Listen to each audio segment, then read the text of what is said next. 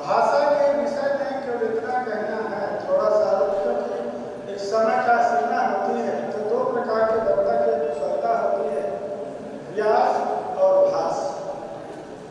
जब समय अधिक होता है तो व्यास से ये बताता है कि भास से। सबसे पहले एक बात है कि जो व्यवहार है वो व्यवहार भाषा के अधीन होता है। भर्तृहरि लिख रहे हैं न सोच प्रत्ययो लोके या शब्दान गमान दे हमने धम जो ज्ञान सर्व सत्य।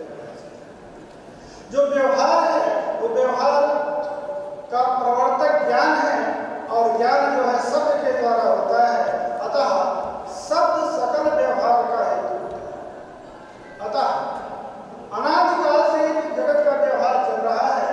इस जगत के व्यवहार में जो भी व्यवहार है उस व्यवहार में कोई न कोई भाषा कारण होती है, भाषा से ही व्यवहार चलता है। ये मनुष्यों का ही नहीं, पशु पक्षियों का भी जो व्यवहार है उनकी अपनी भाषा भी होती है, उनकी कोई न कोई बोली होती है जिस बोली से अपनी भाषा को व्यवहार करते हैं। और वो साथ साथ मनुष्यों की भी भाषा को समझ करके व्यवहार का आदान प्रदान करते हैं। हम लोग पशुओं का नामकरण करते हैं और जिस नाम से बुलाएंगे वही नाम से पशु आता है। अतः पशु पक्षी मनुष्य का सकल का जो व्यवहार है वो व्यवहार भाषा की है। हमारी ये भाषा, जिस भाषा को एक साहित्य रूप समझ रूप जो शंकर प्रसाद ने दिया, वो भाषा खड़ी बोली के रूप में बोली जाती है। साहित्य रचनाएं चलती रहती थी बहुत, ये नहीं है। उसके पूर्व भी साहित्य रचनाएं हुई, अवधि में हुई, तुलसीदास जी ने लिखा, ब्रज भाषाओं में हुई, अन्य भोजपुरियों साहित्य रचना भी होती थी।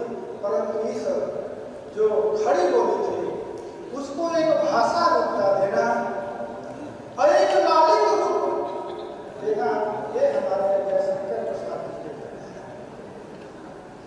दूसरी बात, जो भी काव्य संरचना होती है, साहित्य संरचना होती है, वो काल सापेक्ष होती है, समाज सापेक्ष होती है। आपने जो उपनिषदों में गूढ़ तत्व थे, उन गूढ़ तत्वों को एक भाषा में निबंधित करके और समाज तक पहुंचा है। छायावाद के महाकवि इसलिए कहलाते हैं कि किसी न किसी प्रतीक के को लेकर के और उस प्रतीक को आधान करके और यदि अपनी गूढ़ संरचना, गूढ़ तत्व को, वेद तत्व को, दूसरे तत्व को कहा गया, इसको छाया जाता है। उन्होंने कविताएं नहीं सब पढ़ेंगे, कविता लिखा है, एक शिखर, पर्वत शिखर को लेकर के समुद्र तक का आकलन करके उससे क्या किया, उससे ये हुआ कि हमारे भारतवासियों अपने देश को जाना कि आपका देश क्या है और आपके देश की संस्कृति क्या है। उस अपनी कविता के माध्यम से संपूर्ण उस संस्कृति का को उद्धत किया, अपने दर्शनों को उद्धत किया और प्रतीक एक समुद्र हिमालय को लेकर के वहाँ मन व शत्रुपा जो आज मानव कहलाते हैं उनके प्रतीक ने से किया। कि आप समझिए कि आपका इस भूतल में अवतरण केवल आहार निद्रा के लिए नहीं हुआ है, अपने स्वरूप को जानो, अपनी संस्कृति को जानो। इसलिए ये भी होता है कि आप, क्योंकि आप सब लोग जानते हैं पराधीन काल में उनका जन्म, तो उस पराधीन काल में भारत के स्वरूप को जगाया उन्होंने। यह भारतवासियों अपने स्वरूप को कभी मत भूलिएगा, नहीं तो यदि अपने स्वरूप को भूल जाइएगा, अपनी संस्कृति को भूल जाइएगा तो आप कुछ नहीं रह जाएंगे। इसलिए पुनः पुनः कवि का कर्तव्य होता है कि समाज को एक दिशा निर्देश करे, समाज को विज्ञान निर्देश करे।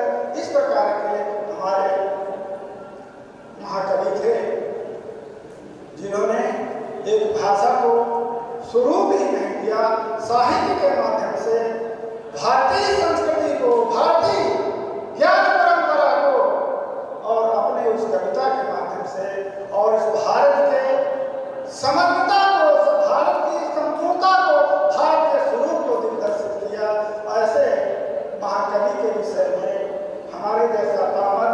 उस क्षण में नहीं बोल सकता है।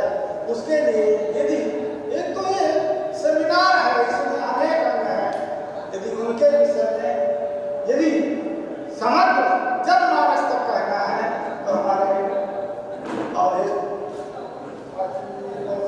महावक्ता रहें और उसमें संगोष्ठी एक एक ग्रंथ को लेकर के जब आप होगी तब आएगा कि उनके साहित्य में क्या है, क्योंकि जो हम पढ़ रहे हैं इसके बाद हम उसको समीक्षा करेंगे, अध्ययन करेंगे, अध्ययन करके हम बताएंगे कि इसमें ये चीज है, क्योंकि आप तो कुछ पढ़ के चले गए और ऐसे वक्ता जो उसको पढ़े हैं, अध्ययन किए हैं, रिसर्च कराए हैं, जब वो बात कहेंगे तब उनके समग्र साहित्य पर कोई नई चर्चा हो सकती है, नई दिशा हो सकती है। अतः इस प्रकार के मैं उनकी पौत्री से कहूँगा कि कभी अवसर आए तो एक एक ग्रंथ को लेकर के 4-4, 6-6, 10-10 दिन का और ऐसे वक्ता जिन्होंने उसको अध्ययन किया है, रिसर्च कराया है, उन वक्ताओं का यदि व्याख्यान होगा तो उनके साहित्य में क्या है तब ज्ञान होगा। और ये अल्पकाल में, अल्प भाषा में उनका कुछ नहीं हो सकता है। मैं इतना ही कह करके वाणी को विराम दूंगा, क्योंकि एक मर्यादा है, क्योंकि सभी को चिट दी जाती है, अध्यक्ष को थोड़ा मर्यादा को रखनी चाहिए कि चिट के पहले